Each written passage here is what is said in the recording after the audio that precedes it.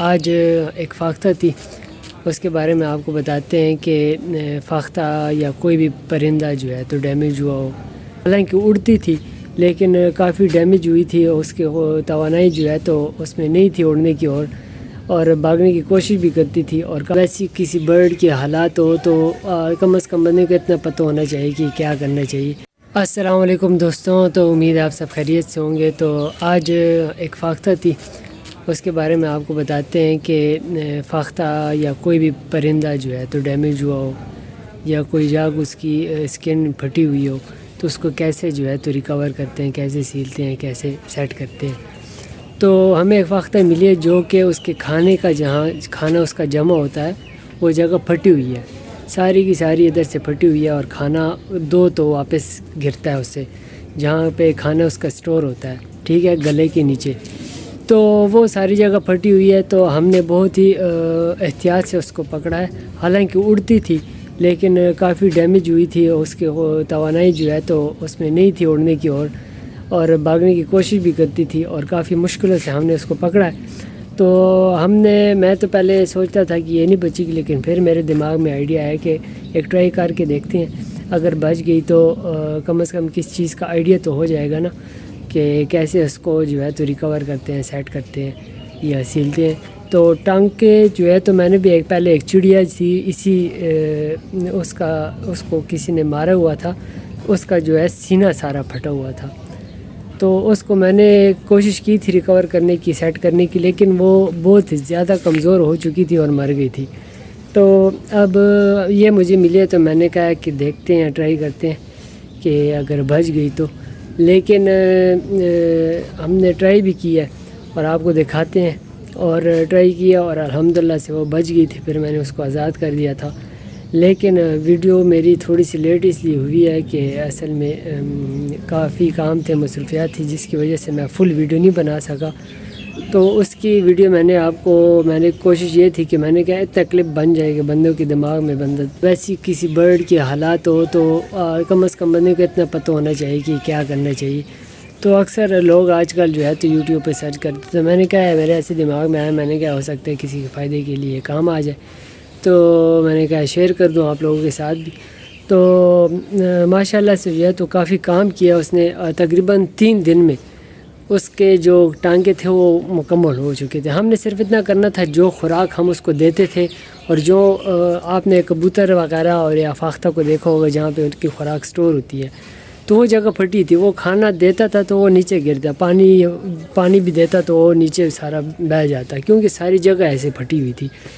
تو پھر ہم نے ایسے کیا ہے کہ اس کو سیلا ہے، تو تقریباً 3 دن بعد ہم نے دیکھا ہے کہ وہ بالکل سیٹ ہو گئی تھی، جیسے میں نے پنجرہ کھولا تو آزاد ہو گئی تھی۔ حالانکہ ویڈیو مجھے بنانی چاہیے تھی، لیکن موبائل میں دوسرے گھر میں چھوڑ آیا تھا،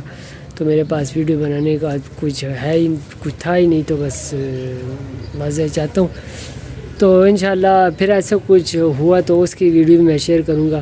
اور کیونکہ بندے کو ان برڈز وغیرہ کا کافی خیال رکھنا چاہیے، حالانکہ میں تو فالکنر بھی ہوں تو خیال بھی رکھتا ہوں، اور جو شکاری پرندے ہیں ان کے لیے پھر یہ ایسے پرندے لانے بھی پڑتے ہیں۔ پرندے کے بہرحال کبوتر وغیرہ جو ہے تو اس میں ملتے ہیں بازار میں، وہ لے آ کے کھلا دیتا ہوں، اور ایسے شکار پہ لگ جائے تو پھر وہ خود شکار کرتے ہیں، ٹھیک ہے۔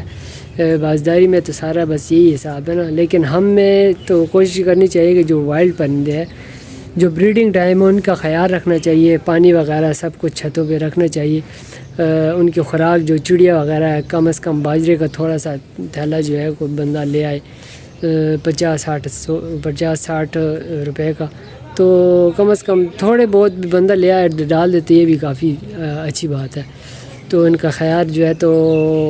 اصل میں یہ ہمارے ادھر ایریا میں جو ہے نا گھر وغیرہ آپ دیکھیں، آبادی زیادہ ہو رہی ہے پاکستان کی، تو گھر بن رہے ہیں،